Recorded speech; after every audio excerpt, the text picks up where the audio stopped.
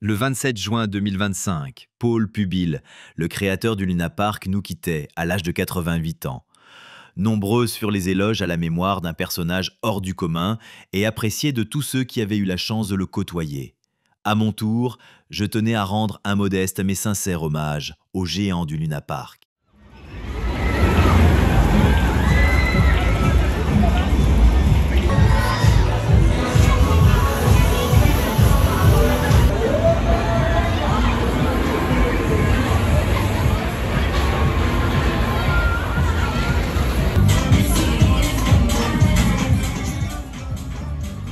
C'est un peu comme un pèlerinage que nous avons déambulé, ma caméra et moi, dans le parc.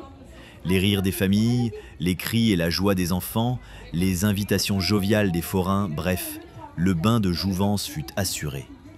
La magie était toujours au rendez-vous. Et s'il est vrai que l'âme continue d'exister à travers les souvenirs que l'on garde du disparu, alors l'âme vivace de Paul Pubil accompagnait cette magie assurément. Ce sont ces souvenirs-là que j'étais venu chercher ce soir au Luna Park. Et qui mieux que l'héritier du patriarche pour me les conter? De la création du parc au rêve devenu réalité, Pierrick s'en souvient encore.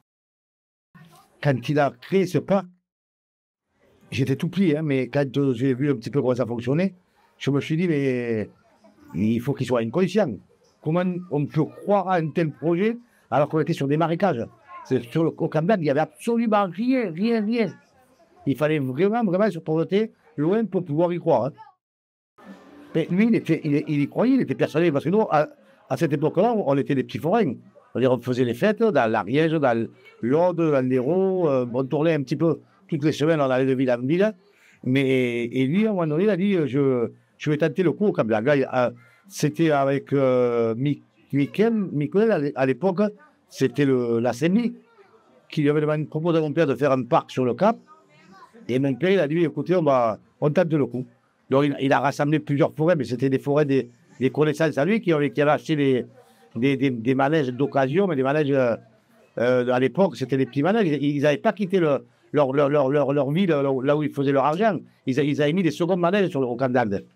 Parce qu'à l'époque, au Cap d'Agde, dans les allées, là, le samedi soir, en plein août, on pouvait jouer au boule. Il y avait 100 personnes qui promenaient. Les premières années du parc, on était sur 1 hectare et des attractions, on va dire, de seconde, c'était pas des principales attractions comme ça se fait aujourd'hui. Et là, aujourd'hui, on est pratiquement sur 4 hectares et demi et on a toutes les dernières attractions qui sortent, on les a sur le parc. Donc, c'est des endroits féeriques et majestueux.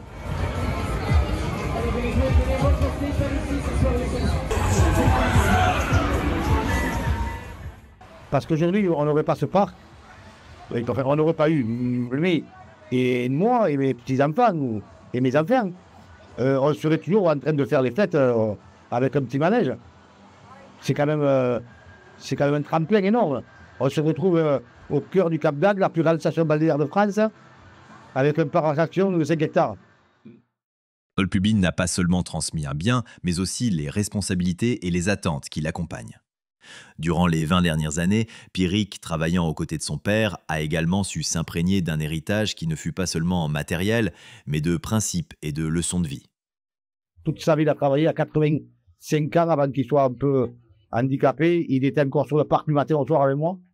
C'était un très gros travailleur. Et c'est quelqu'un qui a la gentillesse. Il n'y a personne à ce jour que je connais qui est au Parlement de mon père. Personne, c'est impossible. Tout le monde l'aimait, et il aimait tout le monde. J'ai bien noté une anecdote que ne peut oublier Pierrick, mais qui pourrait l'oublier. Quand j'avais 18 ans, que j'ai passé mon permis, je voulais absolument une Porsche. Mais mon père, il n'avait pas les moyens de m'acheter une Porsche à cette époque-là. Parce que lui, il a toujours eu de grosses voitures, mais il ne pouvait pas se permettre d'avoir deux belles voitures.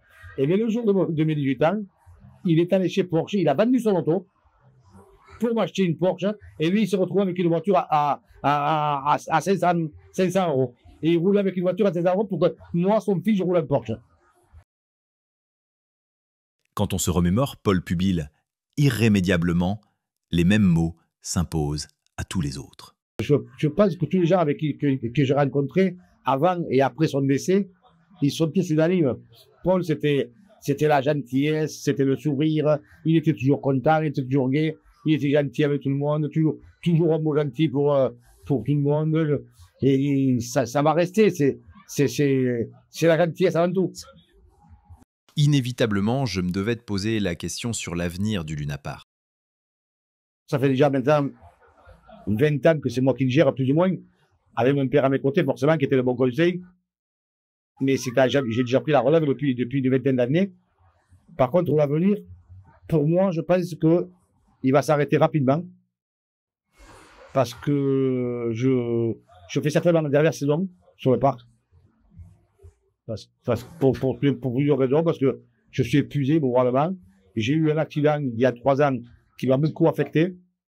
Et je compte arrêter et prendre un petit peu de recul, rester propriétaire des terres, forcément, rester propriétaire du parc, mais mettre quelqu'un en gérance pour pouvoir prendre un peu de recul. Une page se tourne, une autre reste à écrire, mais n'en doutons pas, l'île des loisirs rayonnera longtemps encore, illuminée des éclats de rire et de lumière. Paul Pubil, connu comme un homme de cœur, aimé et respecté, aura laissé une empreinte durable sur la ville d'Agde. Pour ma part, si je devais graver dans la pierre le souvenir de ce géant que fut Paul Pubil, j'écrirais cette simple phrase. Son écoute était insatiable et sa parole sacrée comme un serment. En quittant le parc, je restais convaincu que l'âme de Paul Pubil veillera encore longtemps sur le Luna Park avant que de rejoindre la constellation où l'attendent les étoiles qui ne s'éteignent jamais.